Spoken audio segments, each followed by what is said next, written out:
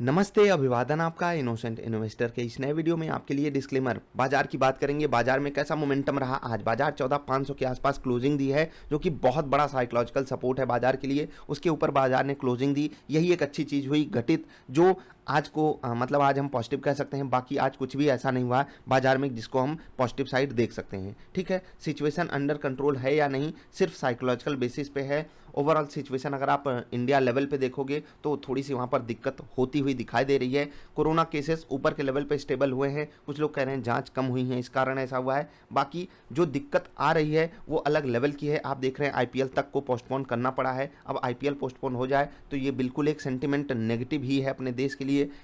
खैर, बाजार इस कारण नहीं गिरी है। बाजार की गिरावट में ग्लोबल मार्केट्स का भी योगदान है, कुछ नेताओं के भाषण का भी। भाषण मतलब वो फालतू की बातें करते हैं। देखो, आप इतने अनकंफर्टेबल मत हो जाइए, आपको ही संभालनी है सिचुएशन, हम आपको मिलकर ही लड़ना है। आप एकदम देखो, मैं बिल्कुल मानता हूँ सिचुएशन आउट ऑफ कंट्रोल जा चुकी है, लेकिन कंट्रोल भी तो हम ही आप करेंगे ना। तो ऐसे मत बोल दीजिए, आप तो नेता हो, आप चुन के वहाँ पर पहुँचे हो, आप ही बोल दोगे तो पब्लिक और टेंशन में आ जाएगी। खैर, बाजार समझदार है, उसको वैक्सीन पे पूरा भरोसा है, उसको सिचुएशन पे पूरा भरोसा है कि सब कुछ कंट्रोल में आ जाएगा। इसीलिए बाजार बिल्कुल पैनिक सिचुएशन नहीं दिखाना चाहती। हम अभी अंडर कंट्रोल हैं।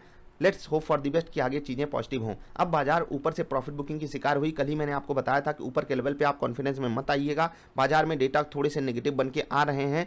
आप जाकर कल वाली वीडियो देखिएगा। आप लोग कहते हो पहले बताते नहीं हो, जाकर देखिएगा। मैं ये चीज़ बहुत रेयर केसेस में बोलता हूँ, लेकिन उसको आप इंप्लीमेंट करके देखिए। 10 में से 6 बार, 7 बार, 8 बार आप सही होते हो या नहीं वहाँ पर ट्रेड करके। खैर, हम ट्रेडिंग की बात कर लेते हैं पहले, निफ्टी ट्रेडर पैटर्न वालों की, फिर आगे बढ़ेंगे स्टॉक्स अन्य इंडेक्सेस की बात करेंगे। 3 मिनट की कैंडल पे हमको मिलता है यहाँ पर सेल सिग्नल और हमारा सारा टारगेट यहाँ पर अचीव होता है। 10 मिनट की कैंडल पे हमारे साथ हो जाता है धोखा, हमको यहाँ पर मिलता तो है सेल सिग्नल, लेकिन सेल सिग्नल मिलने के बाद हमको ये जो निफ्टी है ये हमारा स्टॉप लॉस हिट कर देती है और उसके बाद गिरती है। तो हम यहाँ पर कुछ नहीं कर सकते। बाजार हर जगह सही होने के बावजूद भी आपको गलत साबित करने के लिए तैयार खड़ी है। इसीलिए मैं आपको कहता हूं कि ट्रेडिंग में जो भी आप 2-4 हज़ार डेली कमाते हो उसको आप अपना प्रॉफिट मत मानिए। अगले दिन के लिए मार्जिन मनी उसको बचाकर आपको रखना पड़ेगा। जैसे कि पहले ट्रेड में हमको सारे टारगेट मिले, दूसरे ट्रेड में हमारा स्टॉप लॉस हिट हो गया। यहाँ पर सिचुएशन को हमको ऐसे ही कंट्रोल करना है। एक टारगेट, एक स्टॉप लॉस आने के बावजूद भी आप प्रॉफिट में कैसे रह सकते हो, यही मैं हमेशा आपको सिखाता हूँ कि अगर आप 50-50 भी सही हो, रिस्क रिवार्ड रेशियो अपने फेवर में रखोगे तो आपको तकलीफ नहीं होगी। आज सेकंड ट्रेड जिन्होंने लिया है, फर्स्ट ट्रेड जिन्होंने लिया, जिन्होंने दोनों ट्रेड लिया है और सेकंड ट्रेड को अच्छे से मैनेज नहीं कर पाए, मतलब वो ओवरऑल कॉस्ट टू कॉस्ट पे गए हैं, मतलब बराबर आरआर पे थे वो, तो वो ईमेल जरूर करेंगे। मैं उनको कुछ बातें बताना चाहता हूं। जिनके पास निफ्टी ट्रेडर पैटर्न है केवल उनके लिए बात हो रही है। निफ्टी बैंक में भी हमको सेल सिग्नल मिला था। सेल सिग्नल मिलने के बाद हमारा यहाँ पर टारगेट हिट हुआ। टारगेट हिट होने के बाद हमको 10 मिनट की कैंडल पे भी सेल सिग्नल मिल जाता है, जो कि बिल्कुल गलत साबित होता है निफ्टी बैंक में भी। और हमारा यहाँ पर स्टॉप लॉस हिट करने के बाद बाजार गिरती है। हम यहाँ पर कुछ भी नहीं कर सकते। देखिए, हमने सेल साइड का ट्रेड लिया, हमको सेल साइड का ट्रेड हमारे पैटर्न ने दिया, लेकिन बाजार हमारा जब स्टॉप लॉस हिट करने पे तुली हो तो हम कुछ भी नहीं कर सकते। तो आज हमारे लिए 2 टारगेट, 2 स्टॉप लॉस, उसके बावजूद भी हम प्रॉफिट में कैसे रहते हैं, यही चीज़ आपको मैं बार बार समझाता हूं कि आरआर को अपने फेवर में रखिए। वो चीज़ आपके फेवर में होगी तो आप सिचुएशन को अंडर कंट्रोल रख सकते हो। अब अगर हम सबसे बड़े आज के मतलब न्यूज़ वाले इंडेक्स की बात करें, वो था पीएसयू बैंक। यहाँ पर कुछ खास होने वाला है।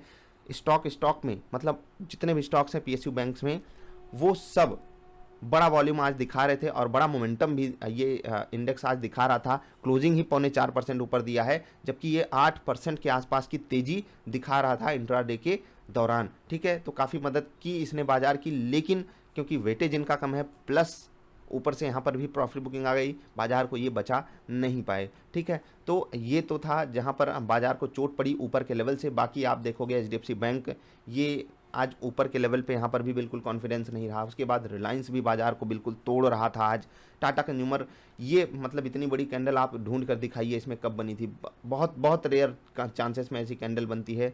टाटा कंज्यूमर में बहुत बेहतरीन स्टॉक है, तो जब सोचिए इतना अच्छा स्टॉक आपको चोट देने के लिए तैयार खड़ा हो तो आप कैसे अपने आप को बचा पाओगे। ये हो गई टाटा कंज्यूमर की बात। उसके अलावा आप स्टेट बैंक ऑफ इंडिया, ये तो पीएसयू बैंक्स का ही पार्ट है, तो आपको पता है कि यहाँ पर कैसी चोट आपको खाने को मिली है। ये हो गया ओवरऑल सिनारियो स्टॉक्स का। अब इंडेक्सेस की बात कर लेते हैं। निफ्टी 50 बिल्कुल कमज़ोर था आज। निफ्टी नेक्स्ट 50 उसके सामने बिल्कुल आउट परफॉर्म कर रहा था। निफ्टी मिड कैप 50 बहुत ज़्यादा आउट परफॉर्म कर रहा था। इवन ये ग्रीन में क्लोजिंग दिया है। और यहाँ पर सबसे बड़ा योगदान अगर जाता है तो पीएसयू बैंक्स को, क्योंकि भरा पड़ा है ये। उसके बावजूद आप देख लीजिए यहाँ पर जो प्राइवेट बैंक था, IDFC फर्स्ट बैंक हमारा चहेता, उसने भी 3.5% की तेज़ी दिखाई और इन्हीं सब के मतलब बदौलत ये इंडेक्स जो है वो ग्रीन में बंद हुआ। मिड कैप बैंकिंग स्टॉक्स धूम मचा रहे थे, bank of Baroda, union bank, bank of India, ये सब धूम मचा रहे थे। ठीक है, निफ्टी नेक्स्ट 50 भी बाजार को आउट परफॉर्म कर पाया तो केवल PNB के कारण। ठीक है, PNB आप हटा लेते तो ये बाजार के आसपास की ही गिरावट दिखाता। सरकारी स्टॉक्स ही आप डालिए, PNB और गेल। ठीक है, मैरिको भी आज बेहतरीन परफॉर्मेंस कर रहा था। हिंदुस्तान पेट्रोलियम काफ़ी दिनों बाद यहाँ पर भी बेहतरीन मोमेंटम आया। क्यों आया? क्योंकि सरकार ने तेल का दाम बढ़ाया। ठीक है, अब सरकार भी, मैं तो समझ ही रहा था चुनाव के बाद, सब समझ रहे थे एक्चुअली कि चुनाव के बाद दाम बढ़ने वाले हैं। निफ्टी बैंक, प्राइवेट बैंकों ने मूड खराब करके रख दिया। AU स्मॉल फाइनेंस बैंक गिर रहा है, HDFC बैंक गिर रहा है, ICICI बैंक गिर रहा है। इन सब का वेटेज आप देखिए, ICICI बैंक, HDFC बैंक, इतना हाई वेटेज ये सब रखते हैं। ये सब जब गिरेंगे तो बाजार कैसे संभलेगी? ठीक है, एक्सिस बैंक के को लेकर एक न्यूज़ है, शायद येस बैंक में इन्होंने अपना स्टेक वगैरह कम किया है, तो उस पर हम अलग से वीडियो बनाएंगे। ये तो हो गई बात इंडेक्सेस की। कुछ खास आज बाजार में था नहीं।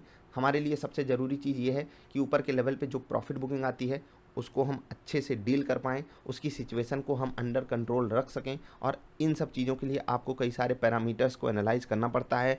हम आपको यही सब चीज़ें एनालाइज करके कल की बाजार वाली वीडियो में देते हैं, आप उसको ज़रूर देखा कीजिए, अदरवाइज आपको दिक्कत हो जाएगी। इंट्राडे परफॉर्मेंस की वीडियो हम आपके लिए लाएंगे शाम को, वहाँ पर आपको बताएंगे आज की परफॉर्मेंस और कल के विस्फोटक स्टॉक्स। निफ्ट ट्रेडर पैटर्न वालों, आप ईमेल ज़रूर किया कीजिए, अपने ट्रेड्स को भी ईमेल कीजिए, और अगर आपको कोई दिक्कत आती है वो भी ईमेल कीजिए। क्योंकि सबसे बड़ी बात आपके लिए पता है क्या है? जब आप ट्रेलिंग स्टॉप लॉस का यूज़ करते हो आपका सक्सेस रेशियो कम होता है। लेकिन जैसे कि आज अगर आप सेल साइड का ट्रेड लिए होते हैं और आप बड़ा वाला स्टॉप लॉस अगर मेंटेन कर पाते हो, बड़ा वाला स्टॉप लॉस क्या होता है? निफ्टी में 1% के आसपास का होता है। मैं हमेशा ये कहता हूँ कि निफ्टी को अगर आप 1% के स्टॉप लॉस के साथ खेल रहे हो तो बहुत कम चांसेस है कि आपके टारगेट्स हिट होंगे, स्टॉप लॉसेस हिट होंगे। लेकिन अगर आप ट्रेलिंग स्टॉप लॉस का यूज करते हो इस तरीके से, तो जिस भी दिन आपको टारगेट्स मिलेंगे ना, वो बहुत बड़े टारगेट्स होंगे। जैसे कि आज का ही आप ले लीजिए, ऊपर के लेवल से बढ़िया आपको प्रॉफिट बुकिंग देखने को मिली और यहाँ पर आप बड़ा टारगेट अचीव कर सकते थे। बहुत कम चांसेस होते हैं। लेकिन आप लोगों को अगर डेली मतलब रेगुलरिटी के साथ पैसा कमाना है तो टेक्निक्स को सीखना ही पड़ेगा, तरीके सीखने पड़ेंगे, चाहे आप टेक्निकल इंडिकेटर पे ट्रेड करते हो चाहे जिस पे। और मैं इंडेक्स में ट्रेड करने के लिए सिर्फ इसलिए बोलता हूँ क्योंकि यहाँ पर जो वोलाटिलिटी होती है वो स्टॉक्स के मुकाबले बहुत ज़्यादा कम होती है। आई होप आप सिचुएशन को समझकर अपनी चीज़ों को एनालाइज करके ही ट्रेडिंग चालू करोगे, जिससे कि आपको कोई दिक्कत ना हो। बाजार में उठापटक जारी रही, ग्लोबल मार्केट्स ने आज हमारा साथ नहीं दिया, हमारे नेताओं ने साथ नहीं दिया। IPL में दिक्कत आ गई और अब क्या कहें, बिल गेट्स साहब तलाक ले रहे हैं, तो ये खैर मजाक था। बिल गेट्स के कारण बाजार नहीं गिर रही है। ग्लोबल मार्केट्स में थोड़ी सी नरमी हमको दिखाई दी और उसी के चलते हमारी बाजार में profit booking I. Let's hope for the best कि कल बाजार पॉजिटिव हो और फिर से हम सबको मौका मिले पॉजिटिव साइड का ट्रेड लेने का। अभी आपसे अलविदा लेते हैं, मिलेंगे फिर से ढेर सारी अच्छी वाली वीडियोज़ में। तब तक के लिए नमस्कार।